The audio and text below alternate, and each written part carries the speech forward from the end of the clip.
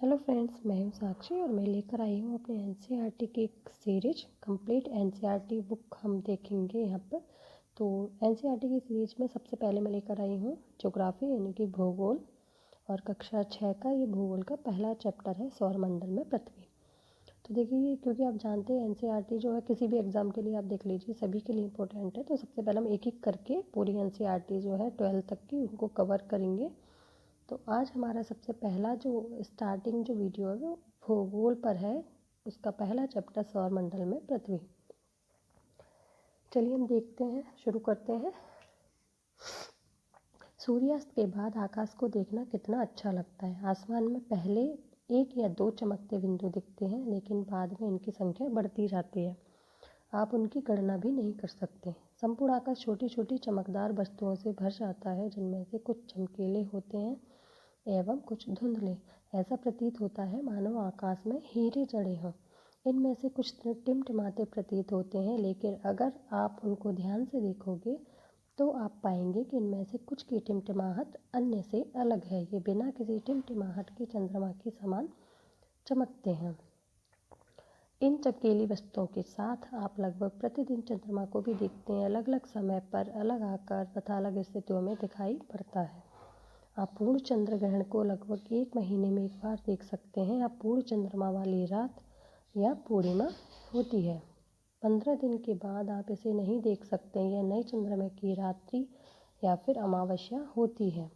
ऐसी रात में अगर आसमान साफ है तो आप आसमान का अवलोकन अच्छी तरह से कर सकते हैं। क्या आपको इस बात पर आश्चर्य नहीं होता कि हम दिन के समय चंद्रमा एवं इन सभी छोटी चमकीली वस्तुओं को क्यों नहीं देख पाते? ऐसा इसलिए है क्योंकि सूर्य के अत्यधिक तेज प्रकाश के कारण रात के समय चमकने वाली वस्तुओं को हम दिन में नहीं देख पाते हैं। सूर्य, चंद्रमा तथा भी सभी वस्तुएं जो रात के समय आसमान में चमकती हैं खगोलीय पिंड कहलाती हैं।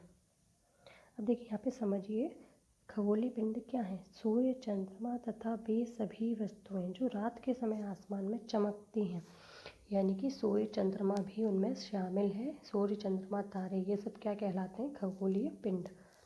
कुछ खगोलीय पिंड बड़े आकार के तथा गर्म होते हैं। वे गैसों से बने होते हैं। इनके पास अपनी ऊष्मा तथा प्रकाश होता है, जैसे वे बहुत बड़ी मात्रा में उत्सर्जित करते हैं। इन खगोलीय पिंडों को तारा कहते हैं। सूर्य भी एक तारा है। यानी कि कहने का अर्थ ये है कि जो खगोलीय पिंड होते हैं उनमें कुछ के पास अपनी ऊर्जा भी होती है और ऊष्मा होती है, तो इससे प्रकाश होता है, उसे उत्सर्जित करते हैं। जैसे कि तारे होते हैं ना, तो अपना ही प्रकाश होता है उनके पास, है ना। तो उनके बारे में बताया गया है और इसमें ये भी कहा गया है कि इसीलिए सूर्य जो है वो अपने प्रकाश से चमकता है, वो भी एक तारा है। नेक्स्ट हम आगे बढ़ते हैं सेकंड पेज पे। रात के समय चमकते हुए अनगिनत तारे सूर्य के समान ही हैं, लेकिन हमसे बहुत दूर होने के कारण हम लोग उनकी ऊष्मा या प्रकाश को महसूस नहीं करते हैं तथा वे अत्यंत छोटे दिखाई पड़ते हैं। आपने अवश्य ध्यान दिया होगा कि कुछ दूरी से देखने पर भी वस्तुएं छोटी दिखाई पड़ती हैं। अत्यधिक ऊंचाई पर उड़ रहा हवाई जहाज कितना छोटा दिखाई देता है। रात्रि में आसमान की ओर देखते समय आप तारों के विभिन्न समूहों द्वारा बनाई गई विविध आकृतियों को देख सकते हैं। ये नक्षत्र मंडल कहलाते हैं। यानी रात्रि में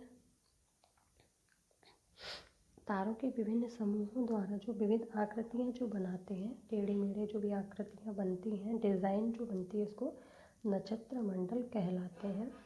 अर्सा मेजर या बिग बियर इसी प्रकार के एक नक्षत्र मंडल है। यानी कि कुछ नक्षत्र मंडलों को नाम दिया गया है, जैसे कि अर्सा मेजर और बिग बियर। बहुत आसानी से पहचान में आने वाला नक्षत्र मंडल है सप्तर्षि, यानी कि सप्त 7, ऋषि माने संत, 7 तारों का समूह नक्षत्र मंडल अर्सा मेजर का भाग है।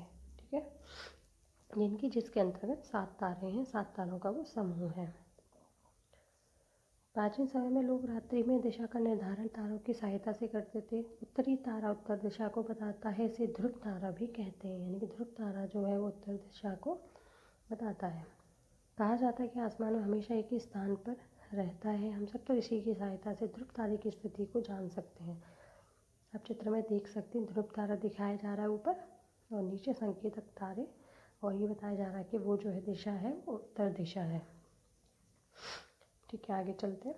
कुछ खगोलीय पिंडों में अपना प्रकाश एवं ऊष्मा नहीं होती है, वे तारों के प्रकाश से प्रकाशित होते हैं, वो ग्रह कहलाते हैं। यानी कि आप समझ लीजिए, पहले हमने चर्चा की थी कि जिनके पास खुद की ऊष्मा होती है, खुद का प्रकाश होता है, वो खगोलीय पिंड कहलाते हैं। वहीं जिनके पास खुद की ऊष्मा, खुद का प्रकाश नहीं होता, जो तारों के प्रकाश से प्रकाशित होते हैं, ऐसे पिंड ग्रह कहलाते हैं। ग्रह जिसे अंग्रेजी में प्लैनेट कहते हैं, ग्रीक भाषा के प्लैनेटाइट शब्द से बना, जिसका अर्थ होता है परिभ्रमक, अर्थात चारों ओर घूमने वाले। ठीक है, पृथ्वी जिस पर हम रहते हैं वो क्या है, ग्रह है। इसको कहाँ से ऊर्जा या ऊष्मा प्रकाश प्राप्त होता है, सूर्य से, है ना। सूर्य क्योंकि इस पृथ्वी के सबसे नज़दीक तारा, पृथ्वी को बहुत अधिक दूरी जैसे चंद्रमा से देखने पर यह चंद्रमा की तरह चमकती हुई प्रतीत होती है। इसमें साइड में देख सकते हैं येलो कलर के डब्बे बॉक्स में कुछ इंपॉर्टेंट चीज़ दे रखी है, उसको पढ़ लेते हैं। बृहस्पति, शनि तथा यूरेनस, ये जो 3 ग्रह हैं, इनके चारों ओर छल्ले हैं। ये छल्ले विभिन्न प्रकार के असंख्य छोटे छोटे पिंडों से बनी पट्टियां हैं। पृथ्वी से इन छल्लों को शक्तिशाली दूरबीन की सहायता से देखा जा सकता है। ठीक है, ये नेक्स्ट आगे बढ़ते हैं। ये देखिए बुक के तीसरे पेज जो है उस पर देखिए आपको एक चित्र दिया गया है, इसको आप देख सकते हैं, पूरा दर्शाया गया है और इसकी डिटेल जो है नीचे लिखी हुई है, आप उसको देखें। हम एक बार पढ़ के सुनाते हैं। बुध जो है हमारा ग्रह जो है, आपको पता है कि सूर्य के सबसे नज़दीक ग्रह जो है वो बुध है। तो वो 28 दिन में अपने जो सूर्य का चक्कर होता है उसको पूरा करता है। ठीक है, और अपने अक्ष पे जो घूमता है वो 59 दिन में, 59 डेज में। ऐसे ही दूसरे नंबर पर शुक्र जो है वो 255 दिन में सूर्य का चक्कर लगाता है और 243 दिन में अपने अक्ष पे घूर्णन करता है। पृथ्वी 365 दिन में सूर्य का चक्कर लगाती है और अपने अक्ष पे घूर्णन 1 दिन में करती है। अच्छा, अब चंद्रमा की संख्या देख लेते हैं। पृथ्वी का एक ही उपग्रह आप जानते हैं चंद्रमा है। मंगल के बारे में बात करते हैं। मंगल जो है 687 दिन में सूर्य का चक्कर पूरा करता है और अपने अक्ष पे घूर्णन 1 दिन में करता है मंगल भी। ठीक है, इसके चंद्रमा की संख्या 2 है। बृहस्पति जो है 11 साल 11 महीने लगभग 12 साल में अपने अक्ष पे और सूर्य का चक्कर लगाता है और अपने अक्ष पे घूर्णन 9 घंटे 56 मिनट में करता है। इसकी चंद्रमा की संख्या लगभग 53 है। शनि जो है वो 29 साल 5 महीने में सूर्य का चक्कर पूरा करता है और अपने अक्ष पे घूर्णन जो है 10 घंटे 40 मिनट में कंप्लीट करता है। इसके उपग्रह चंद्रमा की संख्या लगभग 53 है। यानी कि बृहस्पति और शनि के जो उपग्रह हैं वो सेम है। यूरेनस जो है वो 84 साल में सूर्य का चक्कर लगाता है और 17 घंटे 14 मिनट में अपने अक्ष पे घूर्णन करता है। चंद्रमा की संख्या लगभग 27 है। नेपच्यून वो 164 साल में सूर्य का चक्कर लगाता है और अपने अक्ष पे घूर्णन 16 घंटे 7 मिनट में करता है। इसकी चंद्रमा की संख्या 13 है। तो आप इसको देख सकते हैं, ये तो आपको नोट करके ही आप इसको याद कर सकते हैं। हम आगे बढ़ते हैं। देखिए अब आगे जो है वो सारे जो ग्रह हैं, सूर्य है, तारा, जो भी सबकी डिटेल दे रखी है उनको हम देखते हैं। उससे पहले जो ये बॉक्सेस हैं उनको हम पढ़ लेते हैं, क्योंकि ये काफ़ी इम्पोर्टेंट होते हैं, ये पढ़ना बहुत ज़रूरी है। अब देख सकते हैं, क्या आप जानते हैं कि पौराणिक रोमन कहानियों में सोल सूर्य देवता को कहा जाता है। सौर शब्द का अर्थ है सूर्य से संबंधित, इसीलिए सूर्य के परिवार को सौरमंडल कहा जाता है। सौर शब्द का उपयोग करते हुए अधिक से शब्दों को लिखें। शब्द की उत्पत्ति समझ लेते हैं। जो ज्योग्राफी है उसमें क्या ग्रीक शब्दों से मिलकर बना है। पहला GE शब्द का अर्थ है पृथ्वी, और ग्राफिया GRAPHIA ग्राफिया का अर्थ है लिखना, यानी कि पृथ्वी के संबंध में और अधिक जाने। जियोलॉजी जियोमेट्रो और जियोइड, जियोलॉजी पृथ्वी का अध्ययन, जियोमेट्रो पृथ्वी का मापन और जियोइड पृथ्वी के आकार के अनुरूप।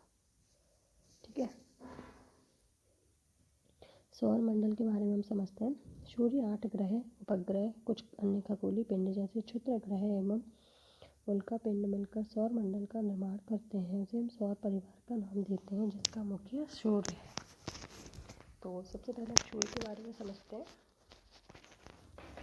सूर्य सौर मंडल का केंद्र है, केंद्र में स्थित है। ये बहुत बड़ा है, अत्यधिक गर्म गैसों से बना है। इसका खिंचाव बल इसे सौर मंडल को बांधे रखता है। सूर्य सौरमंडल के लिए प्रकाश एवं ऊष्मा का एकमात्र स्रोत है, लेकिन हम इसकी अत्यधिक तेज ऊष्मा को महसूस नहीं करते क्योंकि सबसे नज़दीक का तारा होने के बावजूद यह हमसे बहुत दूर है।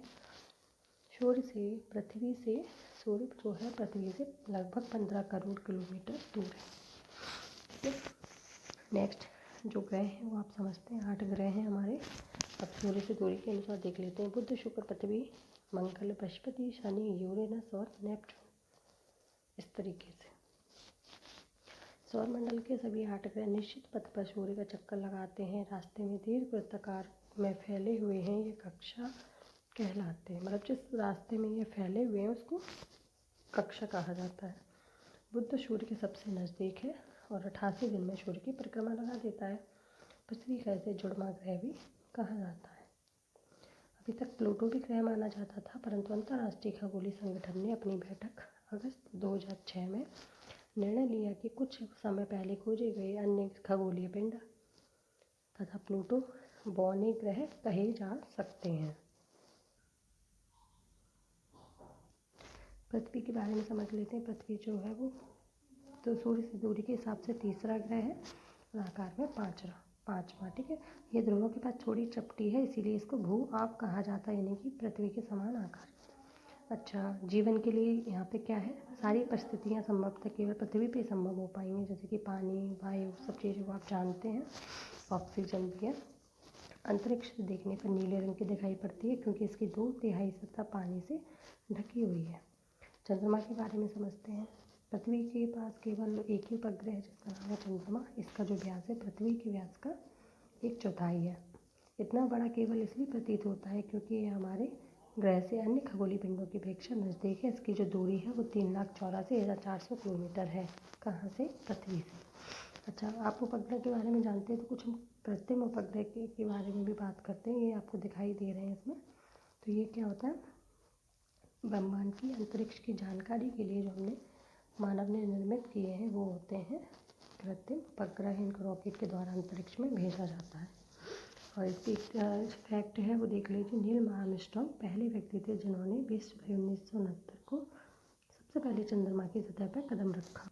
आ जाते हैं अपने नेक्स्ट पेज पे।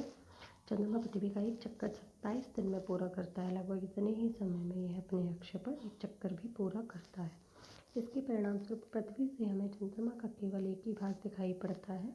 चंद्रमा की परिस्थितियाँ जीवन के अनुकूल नहीं हैं। इसकी सतह पर्वत, मैदान एवं गड्ढे हैं। इसके सतह पर चंद्रमा की छाया, जो चंद्रमा की सतह पर छाया बनाते हैं। तो आपने देखा ही, अब तो हम लोग सब देख चुके हैं चंद्रमा। हमने उसको साउथ पोल पे उतारा है ना। तो अब चंद्रमा हमसे दूर नहीं है। चंद्रमा की परिस्थितियाँ जीवन के अनुकूल नहीं है। इसकी सतह वो सब हमने अब तो लाइव देख लिया है ना। चलो, क्षुद्र ग्रह। तारों, ग्रहों एवं उपग्रहों के अतिरिक्त असंख्य छोटे पिंड भी सूर्य के चारों चक्कर लगाते हैं। इन पिंडों को क्षुद्र ग्रह कहते हैं। ये मंगल एवं बृहस्पति की कक्षाओं के बीच में पाए जाते हैं। उल्का पिंड जो है, सूर्य के चारों चक्कर लगाने वाले पत्थर के छोटे छोटे टुकड़ों को उल्का पिंड कहते हैं।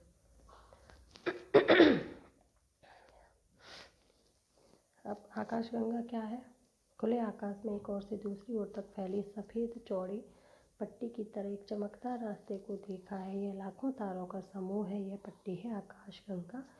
ये हमारी आकाशगंगा का जो नाम है वो है मिल्की वे, है ना। क्योंकि प्रकाश के ऐसा लगता है कि आकाश में प्रकाश एक नदी बह रही है, इसलिए इसका नाम आकाशगंगा पड़ा। करोड़ों तारे, तारों, बादलों, गैसों की एक प्रणाली, इस प्रकार की लाखों आकाशगंगाएं